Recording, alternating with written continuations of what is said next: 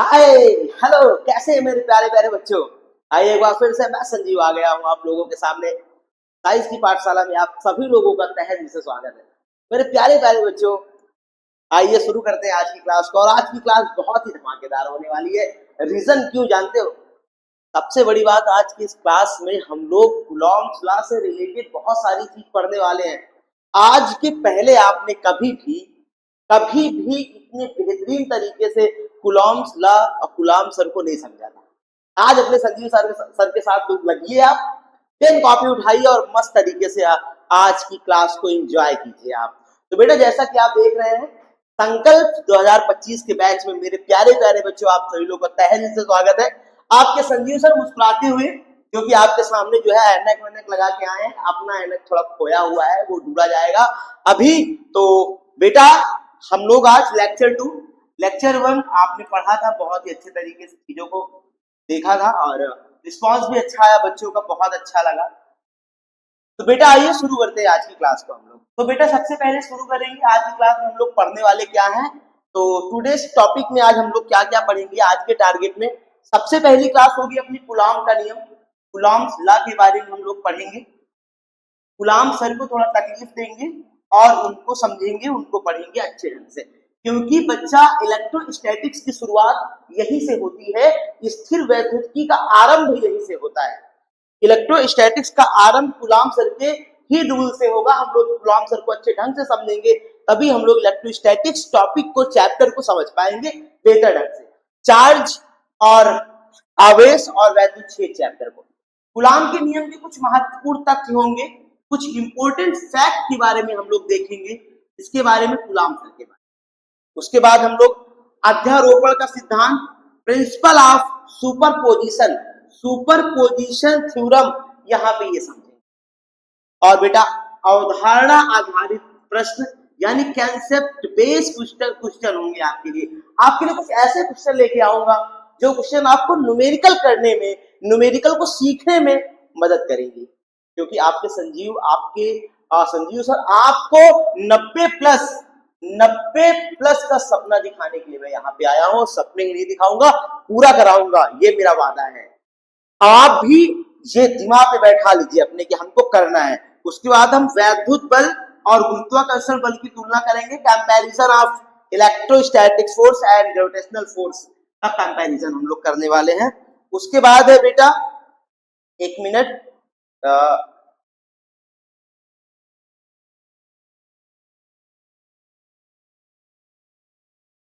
हाँ, फिर last topic हम लोग पढ़ेंगे कूलॉम के नियम का सदिश रूप।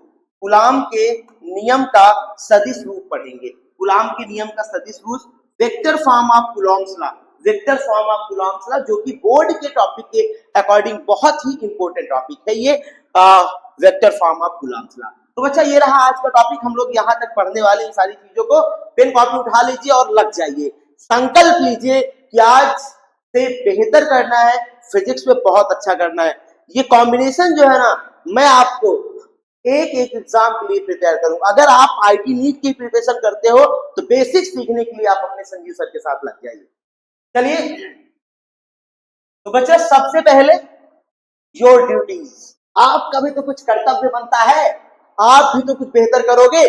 तो बेटा देखो, सबसे पहले मैं तो कहता हूं, मैं हमेशा कहता हूं कि सबसे इंपॉर्टेंट टास्क आपके लिए है सेल्फ नोट्स। आपको खुद से नोट प्रिपेयर करना है अपने दिमाग में। इसको बैठा लीजिए कि आप जो नोट्स कंप्लीट करेंगे वो आपकी खुद की होनी चाहिए।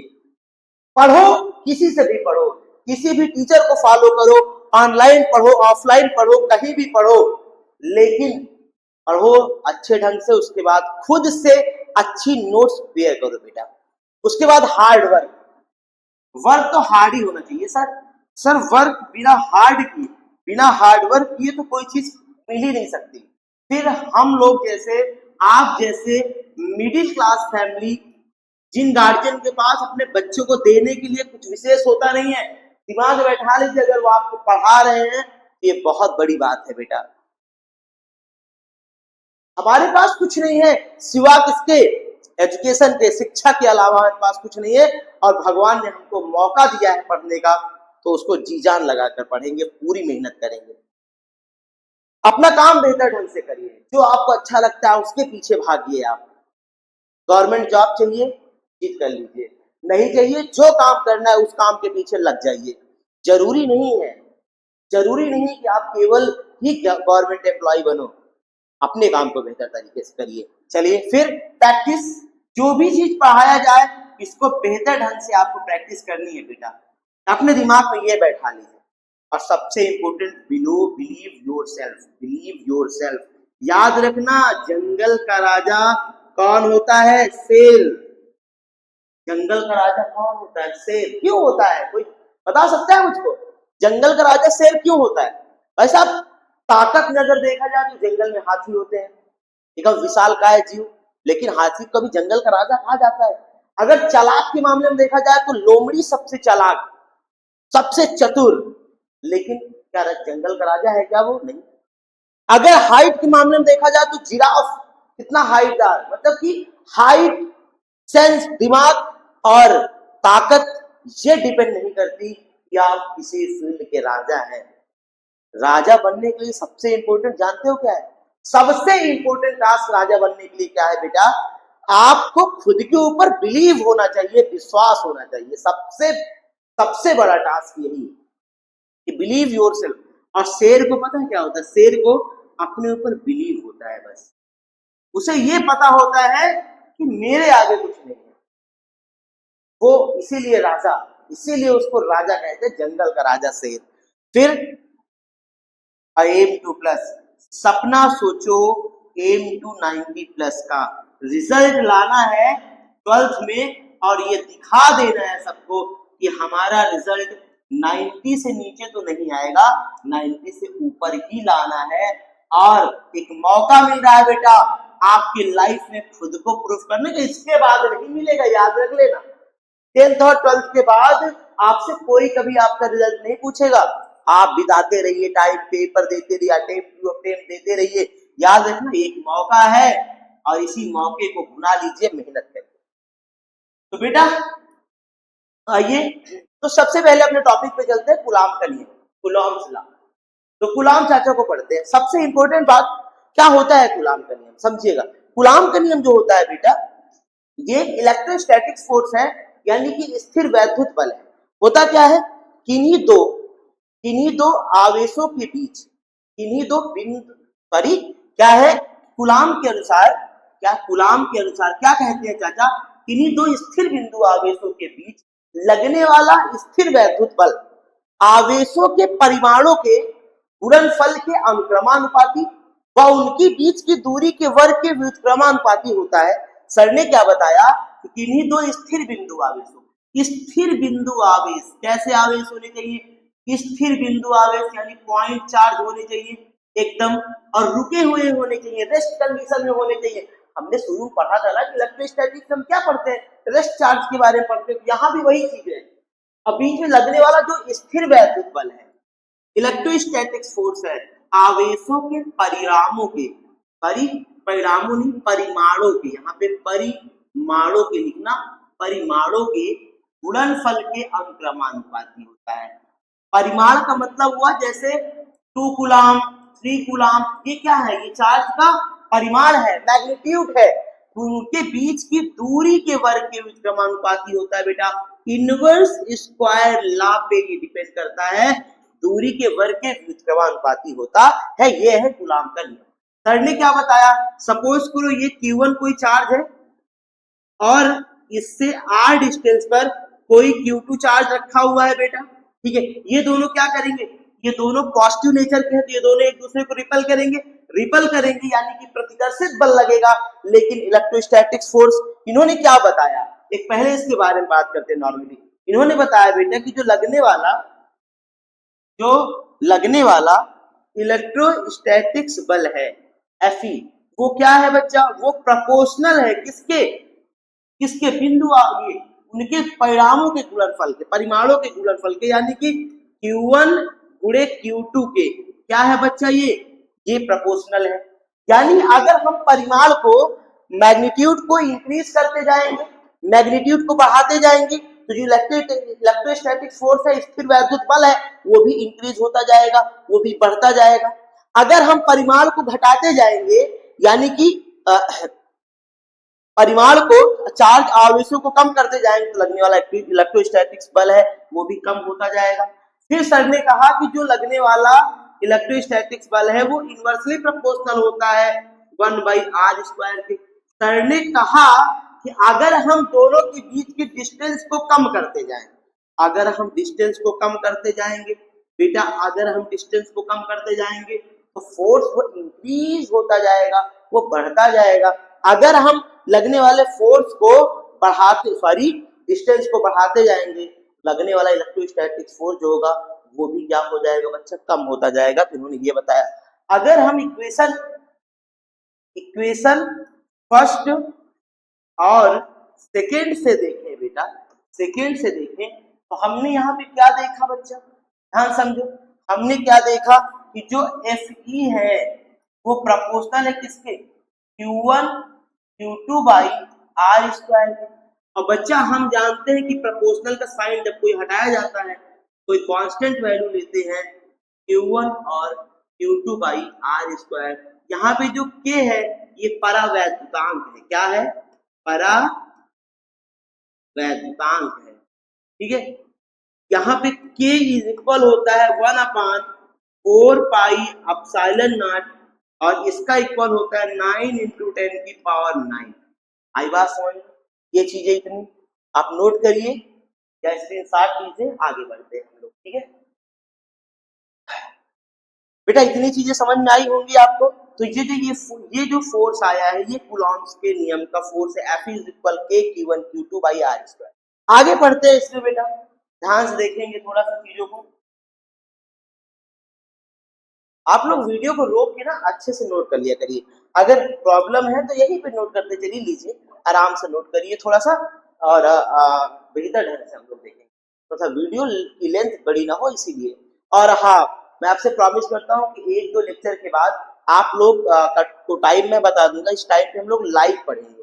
कोई भी प्रॉब्लम होती है आप कमेंट करिएगा, कमेंट सोल्यूशन, और कोई प्रॉब्लम होगी उसको यहीं पे ही सॉल्व किया जाएगा, ठीक है। आपके सारे डाउट्स यहीं क्लियर होंगे। ओके, चलिए आगे देखिए क्या कह रहा है, कूलाम के नियम के लिए महत्वपूर्ण तथ्य। अच्छा, महत्वपूर्ण तथ्य में हम लोग आएंगे, थोड़ा सा चीजों को समझेंगे, 1 मिनट आराम से। मैंने आपको अभी क्या बताया, समझो कि ये जो कूलाम का नियम है बेटा, ये किसके लिए होता है, केवल बिंदु आवेश और गोलाकार आवेश वितरण के लिए मान्य है। सबसे बड़ी बात कि ये केवल पॉइंट चार्ज के लिए वैलिड होगा, valid for only rest pointed charge के लिए। और किसके लिए होगा बेटा, कि आवेश ये गोलाकार यानी स्फेरिकल चार्ज डिस्ट्रीब्यूशन के लिए ही, आवेश वितरण के लिए ही मान्य होगा। इसका मतलब जो होंगे बच्चा कि जो चार्ज होंगे वो किसी स्फीयर में पॉइंटेड रेस्ट कंडीशन में होंगे। मतलब कोई अगर लीनियर कंडीशन में, सपोज करो कि इसमें कोई यहाँ पे ऐसे आवेश पॉइंटेड है यहाँ पे, तो बेटा यहाँ पे आप कूलॉम्स का नियम नहीं लगा सकते, याद रखेंगे। कूलॉम्स के लिए नियम किसके लिए लगेगा, केवल पॉइंट चार्ज के लिए। और वो कंडीशन कैसी होनी चाहिए, किसी भी स्फीयर में चार्ज प्रेजेंस है वहां के लिए आप इसको लगा सकते हैं, कूलॉम्स के नियम को लगा सकते हैं। इतनी चीजें समझ में आई बेटा आपको, ध्यान से देखेंगे चीजों को, बस समझते चलिए। इसके बाद देखिए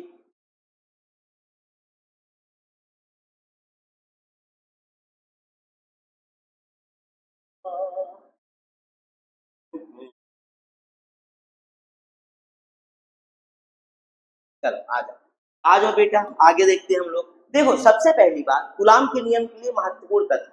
मैंने आपको क्या बताया कि जो कूलाम का नियम है वो किसके लिए वैलिड होता है बेटा, स्थिर वैद्युत बल के लिए। किसके लिए वैलिड होगा बच्चा, स्थिर वैद्युत बल के लिए।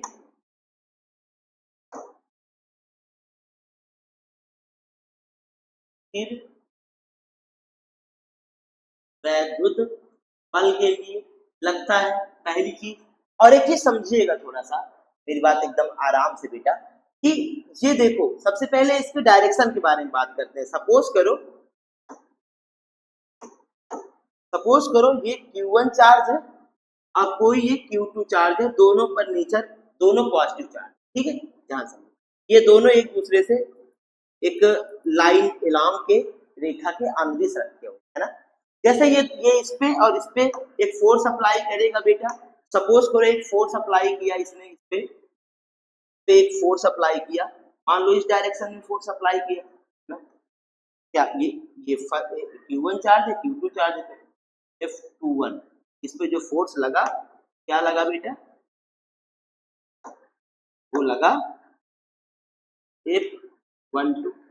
क्या ये सही है क्या? क्या ये फोर्स इस पे जो ये वाला चार्ज इस पे जो फोर्स अप्लाई करेगा वो इस डायरेक्शन में करेगा क्या? ये सही नहीं है, ऐसे फोर्स अप्लाई नहीं करेगा। सपोज करो यहाँ पे ऐसे लग गया F12, तो ऐसा नहीं है। जो ये यहाँ पे इसके कारण इस पे जो लगने वाला वैद्युत बल है, स्थिर वैद्युत बल है, वो हमेशा लाइन ज्वाइनिंग के अलोंग लगेगा। लाइन ज्वाइनिंग के कैसा लगेगा बेटा? एलॉन्ग लगेगा, एलॉन्ग लगेगा, ऐसे लगेगा, याद रखेंगे। हमेशा इलेक्ट्रोस्टैटिक जो फोर्स होता है वो दोनों चार्ज को मिलाने वाली रेखा के अनुदिश लगता है। मिलाने वाली रेखा के कैसे लगता है बेटा? अनुदिश लगता है। इसके कारण जो इस पे फोर्स लगेगा वो F21 लगेगा इस डायरेक्शन में, ना कि ऐसे लगेगा, ऐसे नहीं लगेगा, याद रखेंगे। ये सब गलत है, गलत है ये। तो क्या बोलेंगे हम कि जो स्थिर वैद्युत बल आवेशों के बीच, ध्यान रखेंगे, आवेशों के बीच जो लगने वाला स्थिर वैद्युत बल है, आवेशों के बीच लगने वाला बल, लगने वाला बल, लगने वाला बल, दोनों लगने वाला बल रेखा के अनुदिश लगता है, रेखा के अनुदिश लगता है, याद रखेंगे ये चीज। क्यों? क्योंकि ये एक केंद्रीय बल है, ये एक सेंट्रल फोर्स है। कैसा फोर्स है बच्चा? ये एक सेंट्रल फोर्स है, ये एक केंद्रीय बल है, केंद्रीय केंद्रीय बल है, ठीक है। कैसा फोर्स होता है बेटा? ये केंद्रीय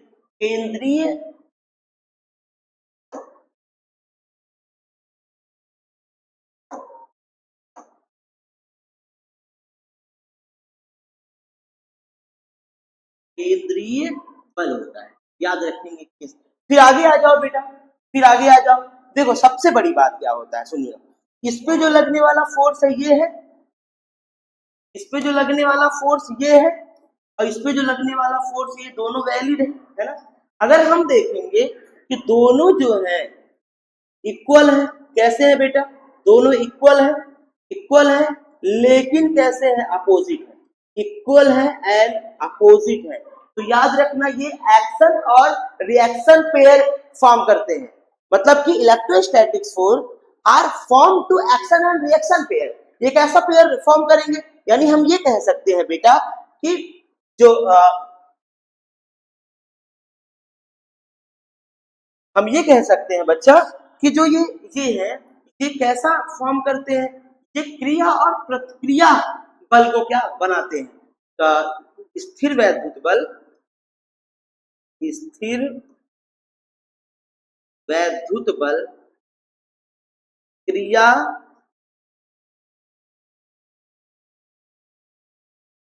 प्रतिक्रिया, स्थिर वैद्युत बल क्रिया प्रतिक्रिया, प्रतिक्रिया नियम को प्रदर्शित करते हैं, प्रदर्शित करते। ये चीज अगर आप देख सकते हैं नॉर्मली, यहाँ देख सकते हैं, मान लीजिए ये Q1 पॉजिटिव चार्ज है, ये Q2 निगेटिव चार्ज है, ये दोनों एक कंडीशन में सेपरेशन में रखे हुए हैं। हम यहाँ पे क्या देखेंगे बेटा, ध्यान समझिएगा। अगर हम देखें ये दोनों एक दूसरे को क्या करेंगे? अट्रैक्ट करेंगे। ये इस पे इधर फोर्स लगाएगा यानी कि F21, और ये इसको इधर फोर्स लगाएगा F12। आप देख सकते हैं कि दोनों एक दूसरे को अट्रैक्ट कर रहे हैं, लेकिन F12 इक्वल तो है F21 के, लेकिन कैसा है? अपोजिट है।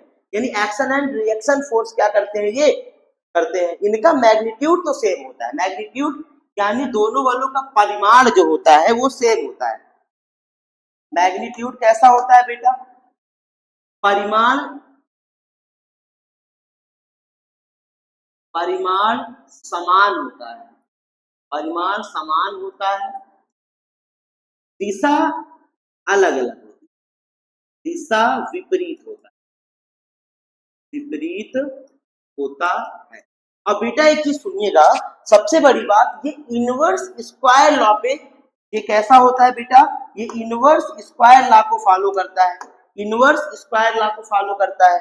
यानी कि हम ये कह सकते हैं बच्चा, ये इनवर्स स्क्वायर लॉ का मतलब क्या हुआ? ये दूरी के वर्ग के व्युत्क्रम नियम को फॉलो करता है, दूरी के वर्ग के व्युत्क्रम नियम को फॉलो करता है, यानी कि नियम को फॉलो करता है, लिख लेना, फॉलो करता है, पालन करता है, नियम का पालन करता है। ठीक है, फिर आ जाओ बेटा, एक चीज समझो यहाँ पे, जो ये इलेक्ट्रोस्टैटिक फोर्स है यानी स्थिर वैद्युत बल है, ये जैसे अगर मैं आपसे बोलूं नॉर्मली, अगर ये दूरी के वर्ग के व्युत्क्रम नियम को फॉलो करती, इसका मतलब ये अगर दूरी बहुत कम होगी, कम से कम होगी, तब भी लगेगा, अगर दूरी बहुत ज्यादा होगी तब भी ये लगेगा, है कि नहीं? तो हम ये कह सकते हैं कि ये बल बहुत लॉन्ग डिस्टेंस के लिए लगता है, ये लॉन्ग डिस्टेंस के लिए, बहुत बड़ी दूरी के लिए लगता है, बहुत बड़ी दूरी के लिए लगता है और कम से कम दूरी के लिए भी लगता है। ठीक है, आओ आगे देखते हैं बेटा, यहां देखो कुछ चीजें और, एक का पॉइंट और देख लो बेटा। एक चीज समझो, जैसे अगर मैं आपसे बोलूं कि जो कोई भी फोर्स, जो फोर्स लगते हैं वो किसी ना किसी के रीजन, कोई ना कोई मेडिएटर होता है। जैसे अगर मैं आपसे बोलूं कि दो पार्टिकल रखे हैं, दो द्रव्यमानों के बीच में जो लगने वाला बल होता है वो कैसा, अगर वो गुरुत्वाकर्षण बल, वो ग्रेविटॉन के कारण लगता है, किसके कारण लगता है? ग्रेविटॉन के कारण लगता है। अगर मैं आपसे बोलूं नॉर्मली कि ये आवेशों के बीच जो लगने वाला बल है, इलेक्ट्रोस्टैटिक्स फोर्स है बेटा, ये किसके कारण लगता है? तो याद रखेंगे ये फोटॉन के कारण लगता है। इसमें लिख लेना कि ये किसके कारण लगेगा?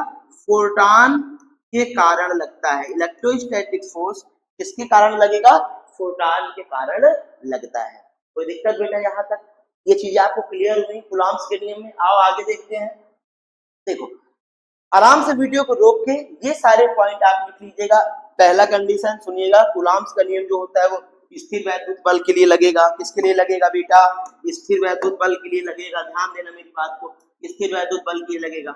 आवेशों के बीच की दूरी, बीच लगने वाला बल जो होता है रेखा के अंदिश लगता है, याद रखेंगे। कभी चारों तरफ नहीं लगेगा, यहाँ है तो इसके सामने लगेगा, इसके इधर लगेगा। फिर ये, इसको हम नॉर्मली केंद्रीय बल भी बोलते हैं। इनके परिमाण समान होते हैं, दिशा विपरीत होती है, याद रखेंगे। दूरी के वर्ग के व्युत्क्रम के नियम को ये पालन करता है, इनवर्स स्क्वायर लॉ को ये फॉलो करता है, इसीलिए कम से कम दूरी और अधिक से अधिक दूरी के लिए लगता है। ये बात दिमाग में बैठा लेना, बहुत बड़ी दूरी के लिए लगता है। ठीक है, और ये फोटॉनों के कारण लगता है। याद रखेगा, कोई आपसे पूछे कि दो आवेशों के बीच जो लगने वाला बल है, इलेक्ट्रोस्टैटिक फोर्स है, ये किसके कारण लगता है, तो आपके दिमाग में बात आनी चाहिए कि ये किसके कारण लगेगा बेटा?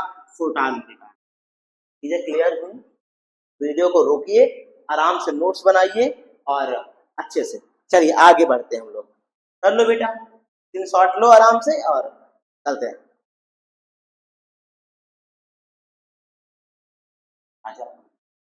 सेकेंड टर्म में बच्चा देखो, अभी आपने क्या देखा? अभी आपने देखा, एक फार्मूला देखा, एफ ई इज इक्वल था के Q1 Q2 by r square, यही था। एफ ई इक्वल ये था, है ना? हाँ सर, और हमने इसी को लिखा था, बेटा, F E is equal 1/4 pi epsilon naught Q1 Q2 by r square, है कि नहीं? बच्चा यहाँ जो एप्सिलॉन नॉट है है ना। इसको बोलते हैं permittivity of free space, permittivity of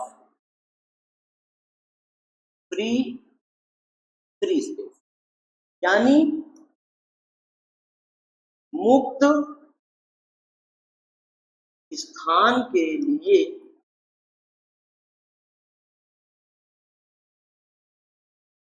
स्थिर वैधतांक, स्थिर वैधतांक, स्थिर वैधतांक। और बच्चा इसकी जो वैल्यू होती है वो होती है 8.85 मल्टीपल ऑफ 10⁻⁻12 कूलाम स्क्वायर प्रति न्यूटन।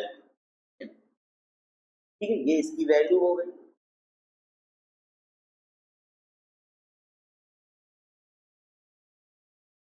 और बेटा एक चीज और ध्यान देना यहाँ पर, जैसे एक तो ये हो गया, सपोज करो, ठीक है, ये हो गया। जैसे एक कंडीशन में और होगा, जैसे मान लीजिए F dash is equal 1/4 pi epsilon केवल, अपसाइलन नॉट नहीं, अपसाइलन केवल, और ये Q1 Q2 by r square. बच्चा यहाँ पे जो अपसाइलन है ये है परमिटिविटी ऑफ मीडियम,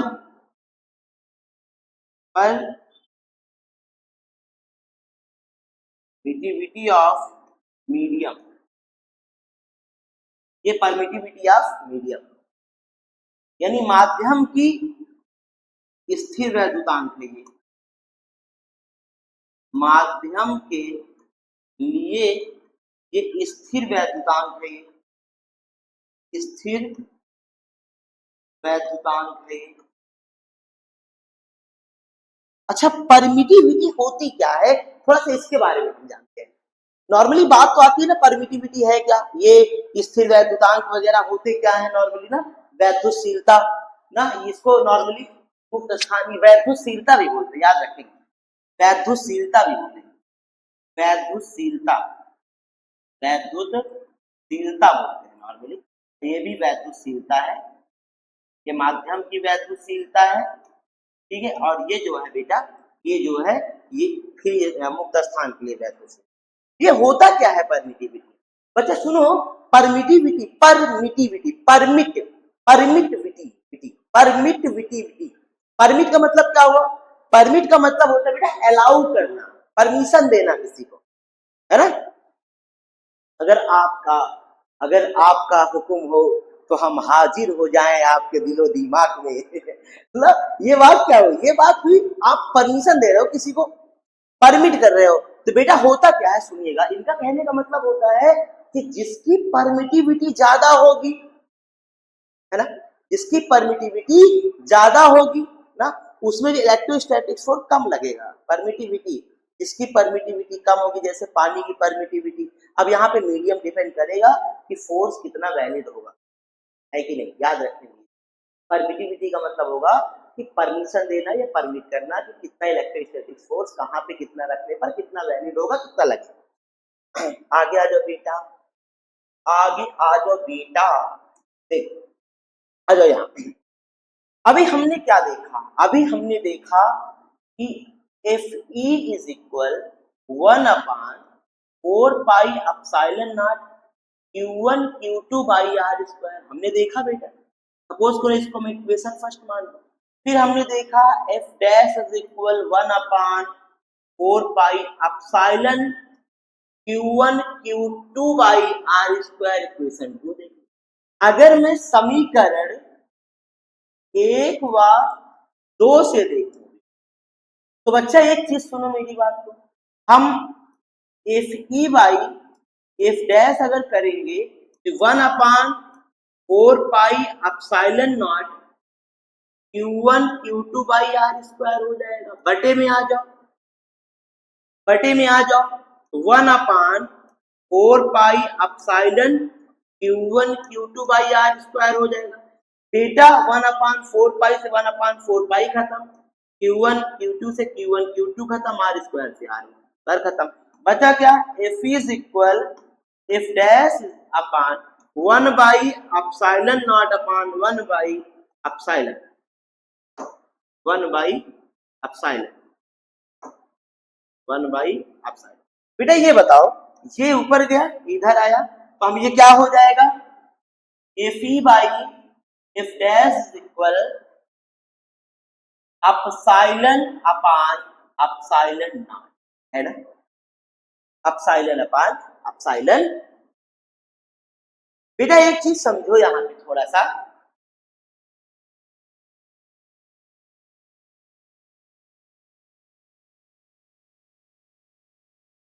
ध्यान से देखो, अगर हमको चाहिए एफ डैश, है ना, ये हो जाएगा F E by epsilon upon epsilon not. ये जो है बेटा ध्यान समझो, ये जो होता है ये अपसाइलन आर के इक्वल होता है epsilon by epsilon naught. R r क्या है, ये रिलेटिव परमिटिविटी, क्या है ये रिलेटिव परमिटिविटी है, परमिटिविटी है, यानी सापेक्ष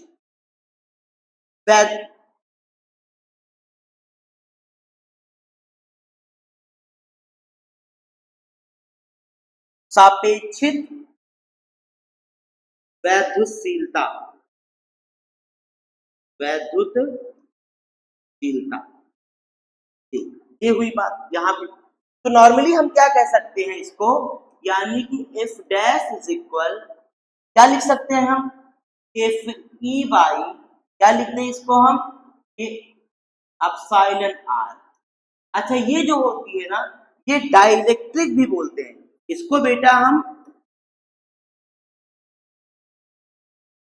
डाइलेक्ट्रिक भी बोलते हैं, डाइलेक्ट्रिक कांस्टेंट होता है, डाइलेक्ट्रिक कांस्टेंट होता है, ठीक है। और इसको हम लोग के से भी लिखते हैं, तो नॉर्मली आप इसको F dash upon F E upon के भी बोल सकते हैं। अब याद रखेंगे ये चीज, ये जो जितने कॉन्सेप्ट आपके आए हैं, ये सारे कॉन्सेप्ट पे न्यूमेरिकल आ सकते हैं, इस पे न्यूमेरिकल पूछा जा सकता है आपसे, नॉर्मल सा कराएंगे भी हम आगे, इससे पूछा जा सकता है, इससे पूछा जा सकता है। तो सारी चीजें आप आराम से एक स्क्रीनशॉट लीजिए, नोट करिए। बेटा लोग जल्दी करो, ये बहुत पढ़ने हम लोग को।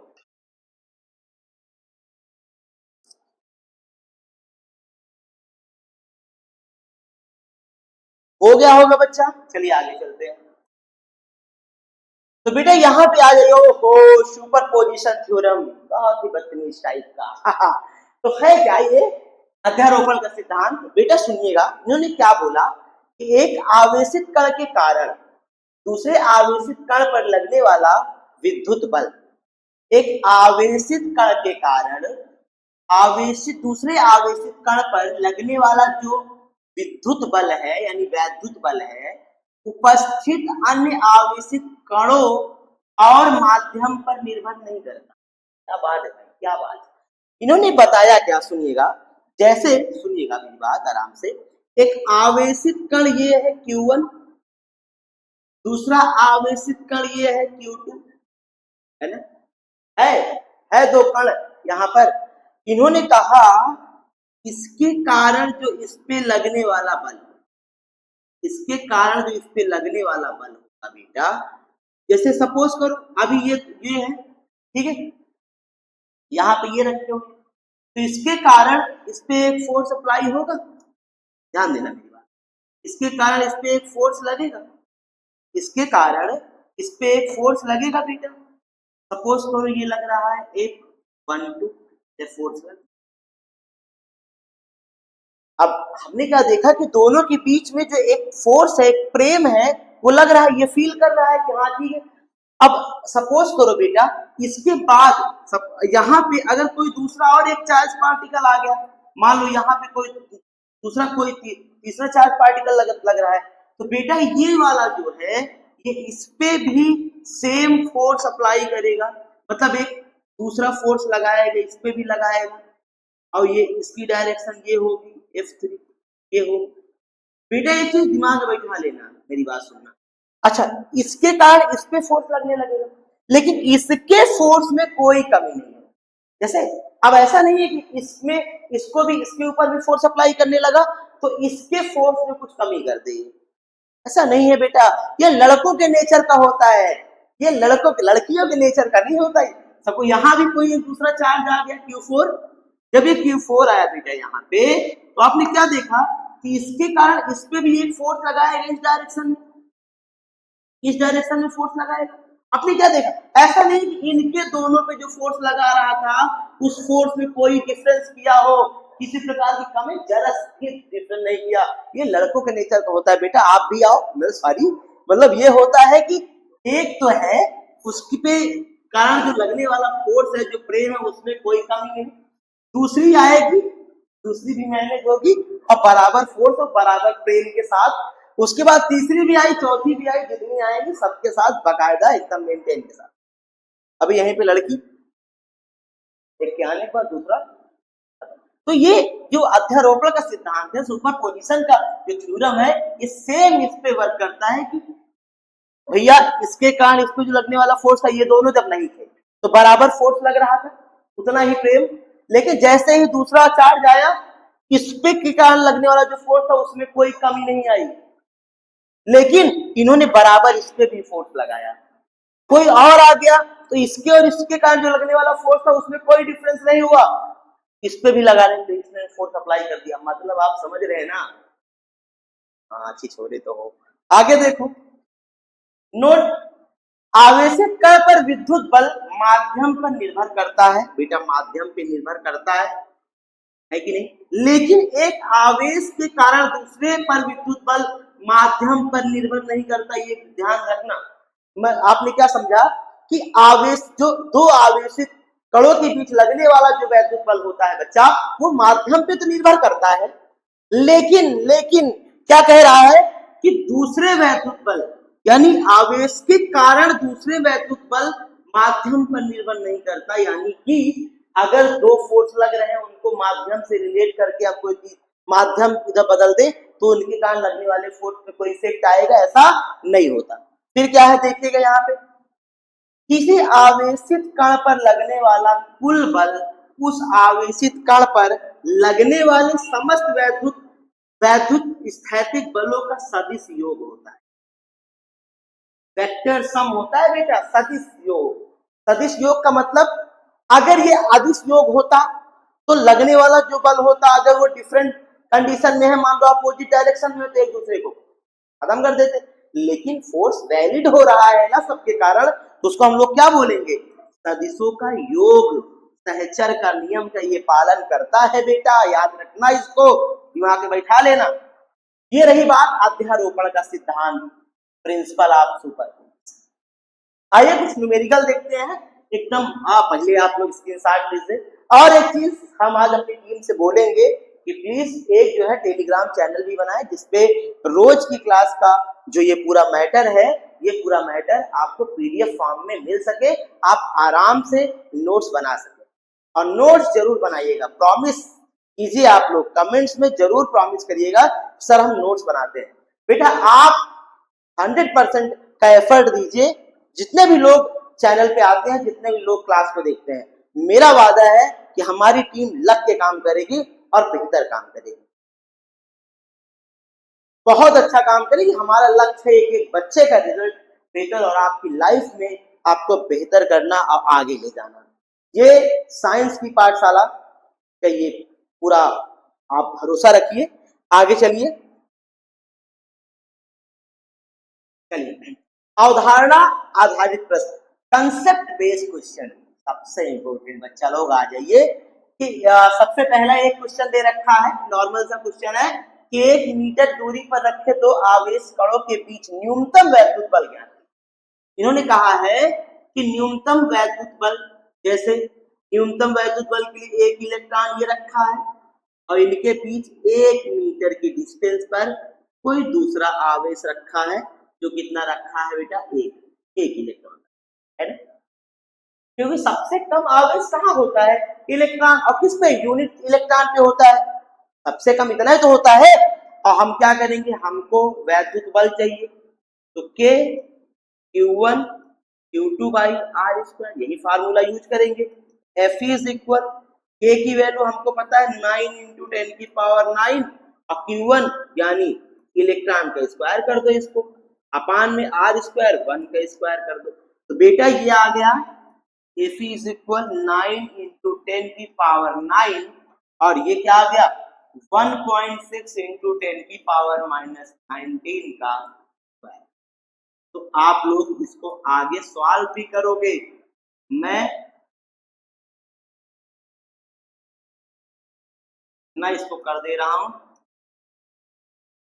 इसका आंसर आप कमेंट में जरूर करें। तो मैं ना सब लोग अच्छे ढंग से, चलो आगे आ जाओ बेटा। सॉरी, स्क्रीनशॉट ले लो पहले, आप आज ले लो, कल से स्क्रीनशॉट की जरूरत नहीं पड़ेगी। आप लोग टेलीग्राम चैनल हालांकि बना हुआ है साइंस की पाठशाला और मैं अभी इन सारी पीडीएफ को इसी चैनल पे अपलोड कर दूंगा और आप लोग जो है ये नोट्स बना लीजिएगा प्लीज। ये टेलीग्राम चैनल है, आप लोग इसको फॉलो कर लें, साइंस की पाठशाला संजीव सर, ठीक, इसको आप फॉलो कर लें बेटा। ठीक है, अगर नहीं मिलता है तो आप संजू बाबा डाल देना, संजू बाबा डाल देना या संजीव सर से सर्च कर देना, कहीं न कहीं मिल जाएगा, और नहीं मिलेगा तो अभी हम इसको देख लेंगे, सही कर लेंगे। ठीक है, आगे चलते हैं, कुछ कॉन्सेप्ट बेस्ड क्वेश्चन करते हैं। जैसे कि एक क्वेश्चन लेंगे, बहुत ही प्यारा सा कॉन्सेप्ट बेस्ड क्वेश्चन है ये, बहुत ही प्यारा सा क्वेश्चन, और इसी बेस में क्वेश्चन आएंगे। मैं आपको कॉन्सेप्ट ही यहाँ पे पढ़ाने वाला हूँ। एक हम लोग सिमिलर ट्रायंगल लेते हैं, सिमिलर सॉरी तो हम बोलेंगे समान त्रिभुज बोल सकते हैं। जैसे यहाँ पे आपने देखा नॉर्मली ये चार्ज यहाँ पे क्यों रखा है, यहाँ पे चार्ज क्यों रखा है, यहाँ पे चार्ज क्यों रखा है ना। तो इनकी जो साइड्स है ये भी क्या है, इक्वल है, और ये ट्रायंगल का जो एंगल होता है टोटल एंगल 180 के इक्वल होता है बेटा, यानी कि ये 60 तो ये भी 60 होता है नॉर्मली ये, ठीक है। अगर मैं देखूं इसके कारण इस पे जो लगने वाला फोर्स होगा इसके अलोंग यहाँ पे लगेगा, और कितना लगेगा, F is equal to K q square by r square, यही लगेगा नॉर्मली। अगर इसके रीजन में देखो तो इस कंडीशन में लगेगा, कितना लगेगा, F is equal K q square by r square. इसका जो रिजल्टेंट होगा बेटा वो कितना होगा, 2F cos theta by 2, normally ये होगा। जैसे अगर हम देखें तो इसका जो नेट फोर्स होगा वो क्या होगा, F1 और F2 के अकॉर्डिंग क्या हो गया, 2F into cos theta by 2, cos क्या हो गया, थीटा बाई 2, तो ये हो गया बेटा 2F इंटू कॉस थीटा, कितना है 60 बाई 2। तो बेटा ये हो गया F नेट के लिए बच्चा 2F into cos theta by 2 यानी कि कॉस 30, और 2F कॉस 30 की वैल्यू कितनी होती है बच्चा, अंडर रूट 3 बाई 2 होती है ना। अगर हम देखें तो 2 q square by r square into root 3 by 2 से ये 2 कैंसिल, हमने क्या देखा, root 3 K q square by r square, ये याद रखेंगे। ये आ गया। अगर यहाँ पे वैल्यू दे रखती, सपोज करो कोई वैल्यू दे रखी है चार्ज की, तो हम लोग यहाँ पे नॉर्मली चार्ज की वैल्यू रखते, आर डिस्टेंस रखते और के कांस्टेंट की वैल्यू रखते, हम लोग क्या करते, सॉल्व कर लेते। अगर इस कंडीशन में क्वेश्चन आते हैं तो आप आराम से कर सकते हैं इसको, है कि नहीं, कोई दिक्कत। आइए नेक्स्ट क्वेश्चन देखते हैं बेटा, नोट कर लीजिएगा। एक क्वेश्चन लेते हैं कि एक स्क्वायर है, सपोज करो ये एक स्क्वायर है बेटा, ये एक स्क्वायर, और स्क्वायर में कंडीशन क्या है कि इसकी भी साइड्स इक्वल है, साइड्स इक्वल है, ये एल हुआ, ये एल हुआ, ये एल हुआ, ये एल हुआ। यहाँ पे चार्ज रखा है सपोज ये क्यू, यहाँ पे चार्ज रखा है क्यू, यहाँ पे चार्ज रखा है क्यू, यहाँ पे चार्ज रखा है कैपिटल, है ना। तो बेटा एक चीज ध्यान रखेंगे, ध्यान से देखेंगे, कि बेटा इसके रीजन से, इसके कारण जो लगने वाला फोर्स होगा इस डायरेक्शन में होगा बच्चे, कितना होगा, एफ के क्यू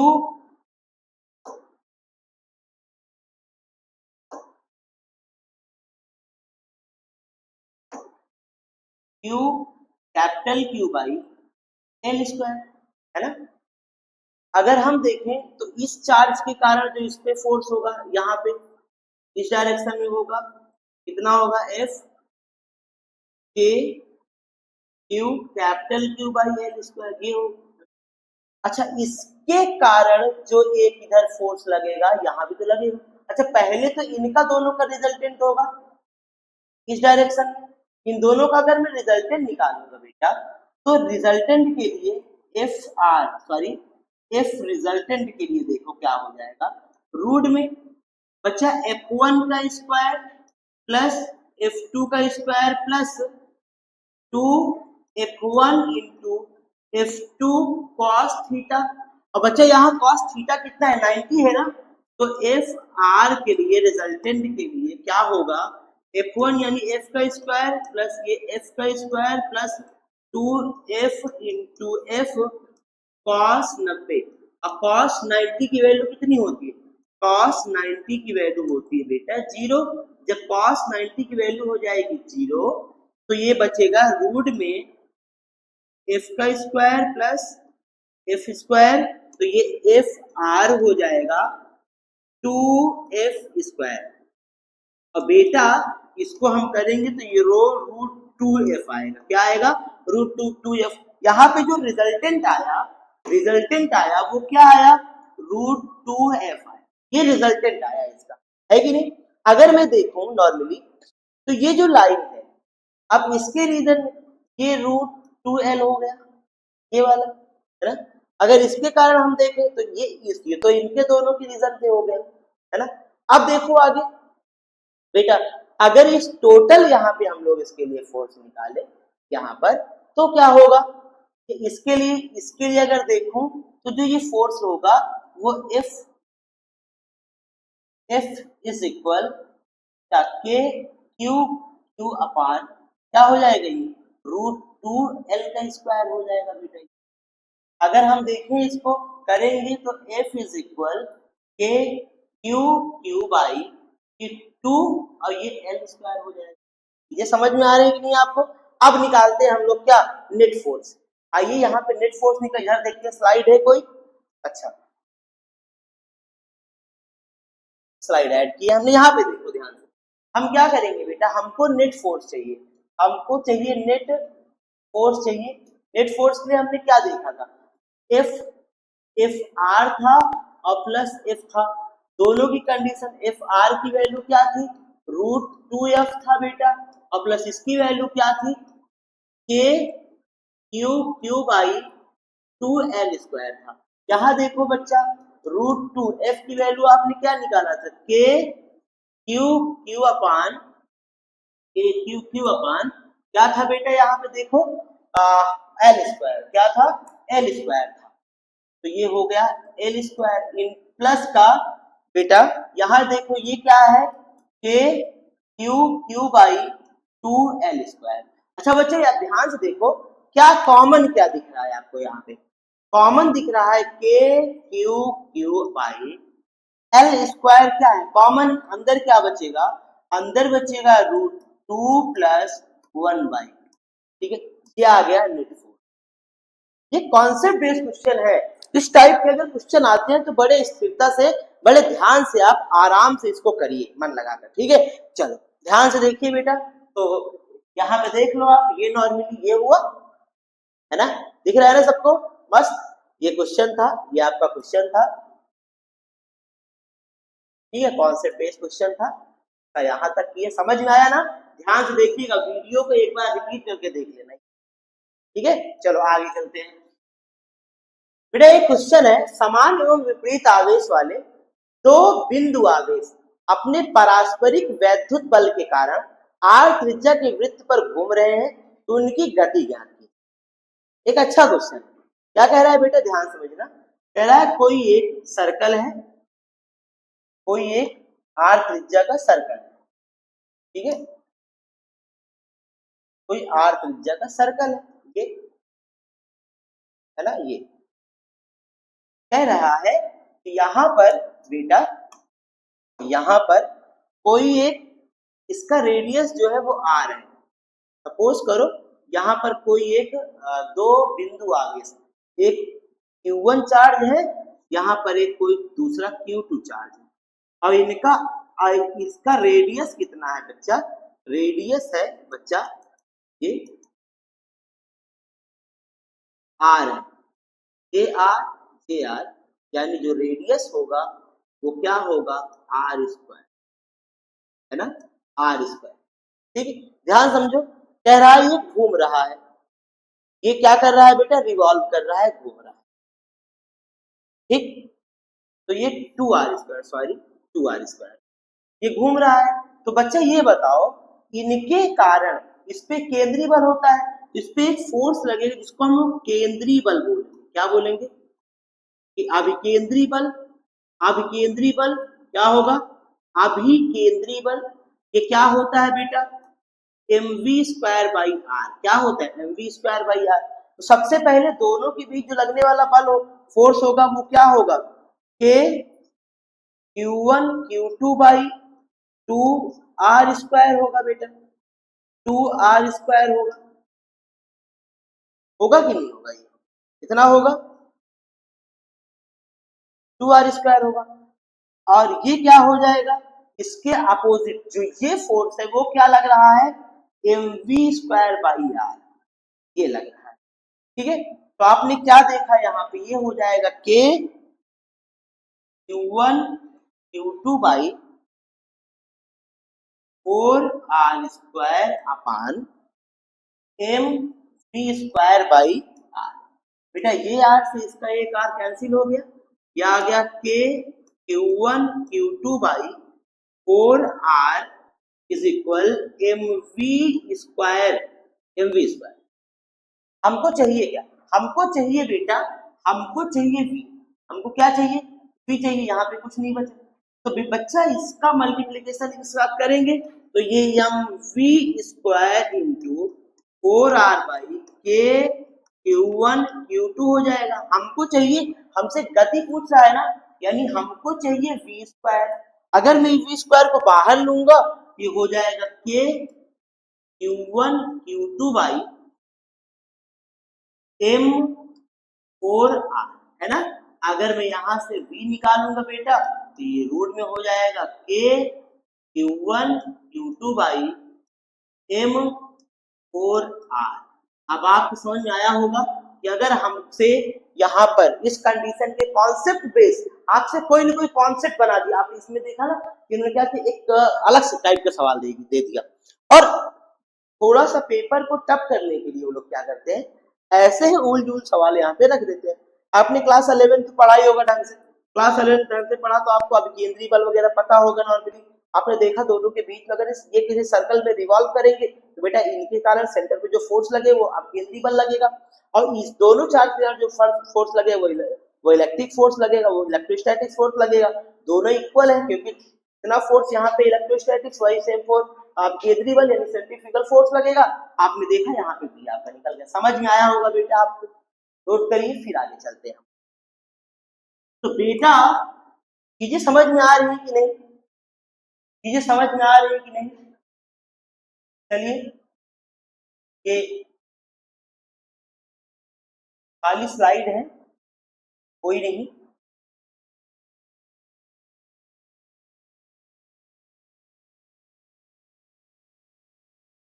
यहाँ पे आएंगे। आओ थोड़ा सा मोटिवेशनल पोस्ट की तरफ चलते हैं।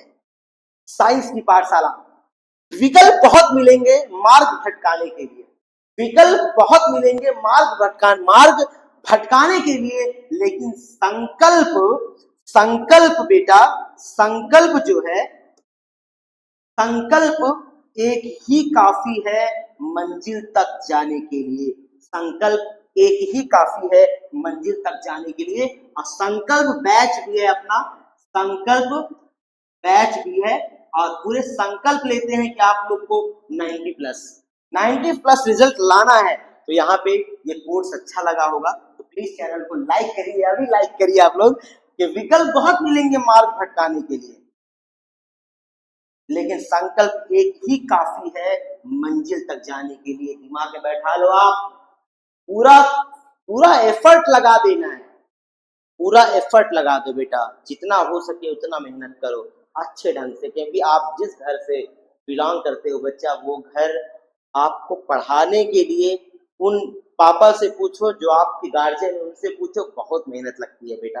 कभी कभी ना कुछ बिना कुछ खाए पूरा दिन बिताना पड़ता है, याद रखिएगा। आपको समझ में नहीं आएगा, जब आप कभी बड़े होंगे, जब आप कभी घर को चलाने की जिम्मेदारी आएगी, तो भूख प्यास धूप ये सारी चीजें ना दिमाग से निकल जाती हैं एक टाइम के बाद, है ना। चलिए आगे चलते हैं बेटा, आ जाओ वैद्युत बल और गुरुत्वाकर्षण बल की तुलना करते हैं। सबसे पहले देखो, अगर मैं बात करूं वैद्युत बल, इसकी बात करूं बेटा, वैद्युत बल ये आवेशों के बीच लगता है। किसके बीच लगता है बच्चा? ये आवेशों के बीच लगता है। अभी तो हम यही तो पढ़ते आ रहे हैं, है ना। तो क्या होगा, जैसे एक आवेश Q1 है, दूसरा आवेश Q2 है, ये दोनों एक दूसरे से r डिस्टेंस पे रखे होते हैं, जिनके कारण जो फोर्स लगता है Fe लगता है K Q1 Q2 by r square, यही लगता है। क्वेश्चन फर्स्ट मान। उसके बाद बात करें गुरुत्वाकर्षण बल।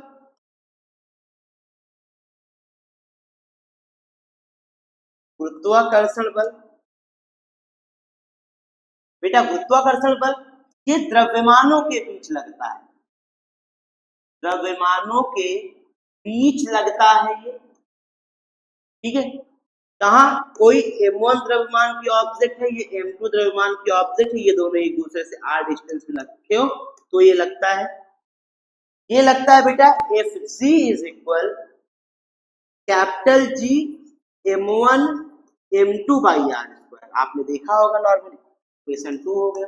अगर मैं इक्वेशन फर्स्ट और सेकंड से देखें, इक्वेशन फर्स्ट और सेकंड से देखें बेटा,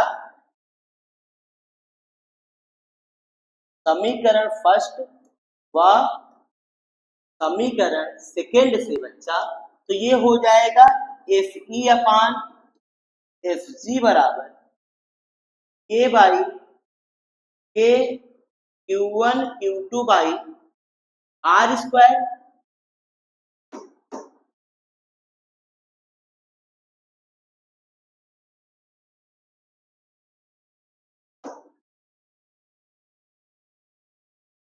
r स्क्वायर अपान में capital G m1 m2 by r square. बेटा देखो, r स्क्वायर से r स्क्वायर कैंसिल हो गया, है ना। बचा क्या? Fe by Fg is equal K Q1 Q2 by capital G m1 और ये याद रखिए, ये एक फार्मूला है एनसीईआरटी में, इस पे एक न्यूमेरिकल है, वो आप लोग के लिए होमवर्क, वो आपके लिए होमवर्क, इससे रिलेटेड एक न्यूमेरिकल देखिएगा, वो करके आएगा। मैं बता दे रहा हूँ, यहाँ पे k की वैल्यू होगी 9 इंटू 10 की पावर 9, आप जानते हैं। कैपिटल G की वैल्यू 6.67 इंटू 10 की पावर माइनस 11 या 12 समथिंग, थोड़ा सा 11, आप थोड़ा सा देख लीजिएगा बेटा, ठीक है। फिर चार्ज यहाँ पे इलेक्ट्रॉन पर आवेश होगा। अगर हम चार्ज की बात करें, चार्ज ऑफ इलेक्ट्रॉन की बात करें, तो ये होगा 1.6 इंटू 10 की power minus 19। Charge of proton की बात करें तो सेम चार्ज होगा, 10 की पावर माइनस 1 हो जाएगा। अगर मास ऑफ प्रोटॉन की बात करें, मास ऑफ इलेक्ट्रॉन की बात करें तो 9.1 इंटू 10 की पावर माइनस 31 kg। अगर हम मास ऑफ प्रोटॉन की बात करें तो हो जाएगा ये 1.67 इंटू 10 की पावर माइनस 27 kg। याद रख लीजिएगा, ये सारी आपको वैल्यू पता है, आप आराम से इस क्वेश्चन को करिएगा, ठीक है। चलिए, थैंक यू, नोट करो, आगे चलते हैं बेटा। हो गया होगा सबका, उम्मीद करते हैं। आ जाओ आगे चलो। देखो क्या कह रहा है, सबसे मोस्ट इंपोर्टेंट टॉपिक आपके बोर्ड के लिए। बेटा क्या लिखा हुआ है, कूलाम के नियम का सदिश रूप, vector form of Coulomb's law. क्या होता है सुनिए, तो इन्होंने बताया कोई एक, जैसे देखो हमने एक कोऑर्डिनेट, क्या है बेटा, एक कोऑर्डिनेट। थोड़ा सा एक काम करते हैं, अच्छी लाइन ड्रॉ करते हैं, यहां से लाइन ड्रॉ करते हैं बेटा, यहां से।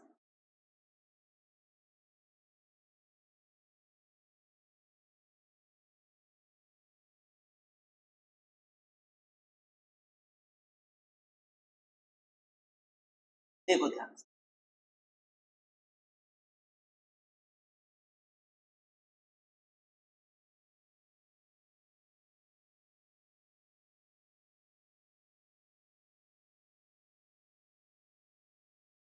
देखो है ना?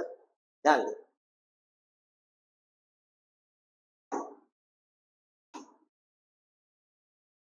ये जो है बेटा, ये सपोज करो कि ये इसका ओरिजिन ओ है, इसका ओरिजिन ओ है। अगर हम देखें इससे इससे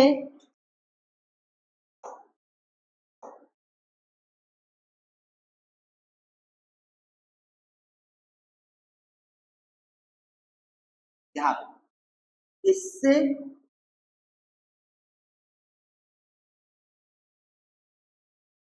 यहाँ पे मान लो एक सदिश है, सदिश यानी कि आर, पोजीशन वेक्टर आर पे कोई एक चार्ज रखा है ये, जो कि Q1 है ना। अगर हम देखें बेटा यहाँ पे इसी से ओरिजिन से कोई दूसरा चार्ज ये रखा हुआ है, ठीक है, पोजीशन वेक्टर पे, पोजीशन वेक्टर ये, ये आर पे, R1 और R2 पे, यहाँ पे कोई एक चार्ज रखा है Q2। इन पे क्या होगा, इसके कारण इस पे जो फोर्स लगेगा इस डायरेक्शन में लगेगा, फोर्स क्या लगेगा, F21 लगेगा ये वेक्टर के लिए। इसके कारण इस पे फोर्स लगेगा इस डायरेक्शन में F21 के लिए, है कि नहीं। अब देखो ध्यान से, आपने क्या देखा सुनिएगा कि क्या कह रहा है, मान लीजिए कि मूल बिंदु के सापेक्ष स्थिति सदिश R1 या R2 के साथ बिंदु A या B पर, ये बिंदु A हो गया, ये बिंदु क्या हो गया, B हो गया बेटा।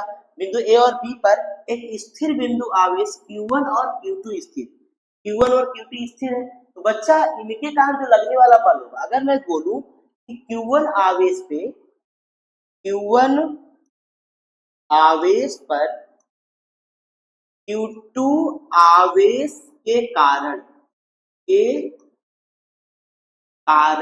लगने वाला बल, लगने वाला बल, लगने वाला बल क्या होगा बच्चा, लगने वाला बल होगा F21, F21 लग रहा है, ठीक है, लगने वाला बल F21 है। वह बेटा Q2 आवेश पर Q1 आवेश के कारण जो लगने वाला बल है, लगने वाला बल है बेटा, लगने वाला जो बल है, लगने वाला जो बल है वो क्या लग रहा है, F12 लग रहा है कि नहीं। अगर हम देखें यहाँ पे, अगर हम देखें बच्चा कि यहाँ पे क्या लगेगा, कूलाम के नियम, कूलाम के नियम के अनुसार, कूलाम के अनुसार बेटा क्या होता है, F इज इक्वल के Q1 Q2 बाई R, इसको यही होता है। अगर हमको वेक्टर के फॉर्म में लिखना है, तो अगर हम देखें कि F21 के कारण, अगर हम देखें बेटा नॉर्मली, ये समझो इसके कारण, तो यहाँ पे K Q1 Q2 by R1 2 square, ये हो गया, है ना। अगर हम बेटा देखें इसको हम R12 वेक्टर में लिख सकते हैं नॉर्मली। अच्छा ये देखो, ध्यान समझो, ये R12 होता है, ये है क्या? इसको अगर हम देखो नॉर्मली,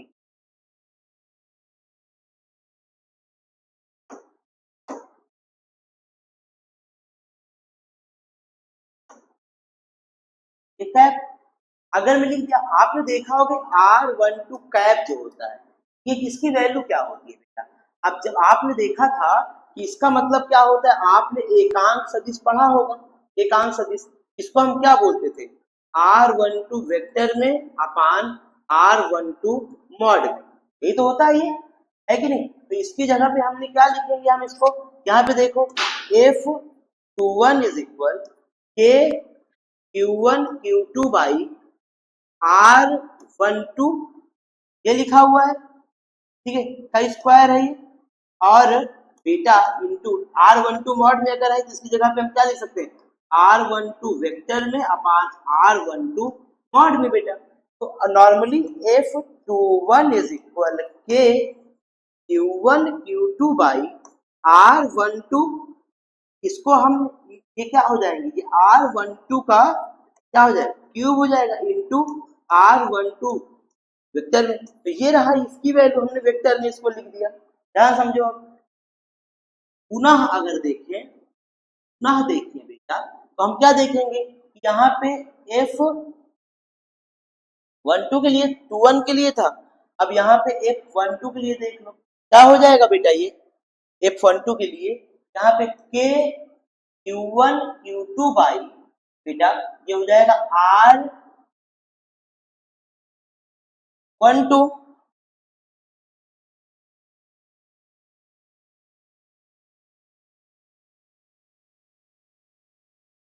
थोड़ा सा एक minute,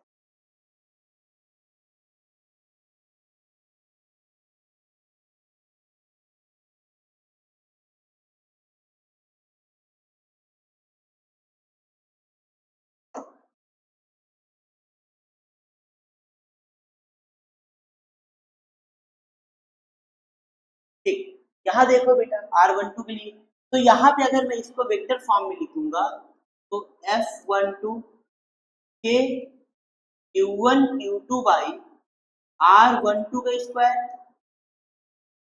square into R12 cap में हो गया बेटा। ये होता है, ये यूनिट वेक्टर होता है, ये केवल डायरेक्शन बताते हैं, और इसकी वैल्यू R12 यूनिट को हम लोग लिखते हैं R12 वेक्टर में और R12 मॉड में। तो बेटा ये हो जाएगा F12 इज इक्वल के Q1 Q2 बाई R12 का स्क्वायर इंटू, इसकी जगह पे हम क्या लिख देंगे, R12 वेक्टर में और R12 मॉड में। अगर इसको हम करेंगे तो ये आपको 12 इज इक्वल के Q1 Q2 बाई, इसको R12 का क्यूब इंटू R12 वेक्टर, ये हो गया दोनों। अब आप देखो यहाँ पर ध्यान से थोड़ा सा, तो बेटा ये जो है, ये जो फॉर्म लिखा हुआ है, ये क्या लिखा हुआ है, आप इसको F21 इज इक्वल F12 भी लिख सकते हो, लेकिन क्या है ये अपोजिट है, या तो आप इसको ऐसे भी लिख सकते हो, F12 वेक्टर में इक्वल माइनस का F21 वेक्टर फॉर्म में, ये है। आप चाहो तो इसको इस कंडीशन पे भी लिख सकते हो कि ये यहाँ पे ये लिख सकते हो आप, तो ये हो जाएगा, इसकी वैल्यू रख के लिख सकते हो, कोई दिक्कत नहीं। ये नोट कर लिया आप, यहाँ तक हुआ बेटा, आपको नोट कर लीजिएगा। अगर ना समझ में आए तो एक बार रिपीट जरूर कर लेना, ठीक है, चीजों को ये थोड़ा समझ लेना, ये होता क्या है, मैं आगे थोड़ा समझा देता हूँ जिससे आपको दिक्कत ना हो समझ।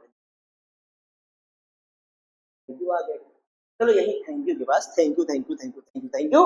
लेकिन एक बात आपको मैं एक यूनिट वेक्टर को समझा देता हूँ। देखो देखो बेटा, यूनिट वेक्टर होता क्या है, एक काम करते हैं, थैंक यू बाद में, यहाँ पे थोड़ा एक पेज ऐड करते हैं, सुनिएगा। यहाँ पे जैसे बच्चा मान लो एक एकांक सदिश, क्या है बेटा, ये एकांक सदिश है, ठीक है, एकांक सदिश, तो ये हो रहा है बच्चा। एकांक सदिश को अगर हम मतलब इसको डिवाइड कर दे, कुछ पार्ट में डिवाइड कर दे, सपोज करो 1 2 3 4 5, हमने 5 पार्ट में डिवाइड किया, 1 2 3 4 5 अलग अलग पार्ट। तो इनसे ये बने, सपोज करो ये पापा जी और नहीं पापा जी, और ये इनके छोटे मोटे चुन्नू मुन्नू है, बच्चा इनका नाम हमने रख दिया ए ए ए ए ए, इस्माइल वाले, मतलब इन्हीं के छोटे बेटे बच्चे। जैसे इनके ऊपर बेटा लगा है वेक्टर, तो इनके ऊपर हम लगा देते हैं क्या, कैप लगा देते हैं, क्या लगा देते हैं, कैप लगा देते हैं। तो बेटा 1 2 3 4 5, ये जो 5 है, 5 ए कैप है, ये किसके इक्वल है, ये पापा जी के इक्वल है। पांचों मिला के किसके इक्वल है, पापा जी के इक्वल है कि नहीं। अगर मैं यहां से ए कैप निकालू तो वेक्टर ए अपान में 5 आएगा। ये 5 क्या है, ये मैग्नीट्यूड है। किसका मैग्नीट्यूड है बच्चा, इसकी लेंथ है ना, लेंथ का। तो ये unit vector upon vector A, चाहे तो हम इसकी, ये तो डायरेक्शन बता रहा है, और ये हम इसको ए भी लिख सकते हैं।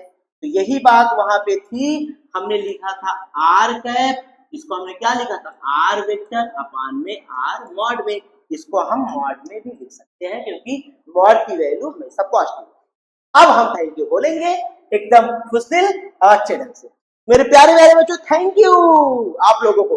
तो चलिए मिलते हैं आप लोग से नेक्स्ट लेक्चर में, और प्रॉमिस करिए कि वीडियो को अंत तक देखोगे और साथ में लाइक करोगे। अगर सब्सक्राइब नहीं किया है चैनल को तो प्लीज सब्सक्राइब भी करोगे। और आप कोई भी डाउट होता है बच्चा तो आप जरूर से जरूर कमेंट करिए, और जो भी होमवर्क दिया गया है, जो भी काम पेंडिंग में आपके लिए छोड़े गए हैं, वो सारी चीजें आप लोग आराम से करेंगे। ठीक है, चलिए बहुत बहुत धन्यवाद, थैंक यू।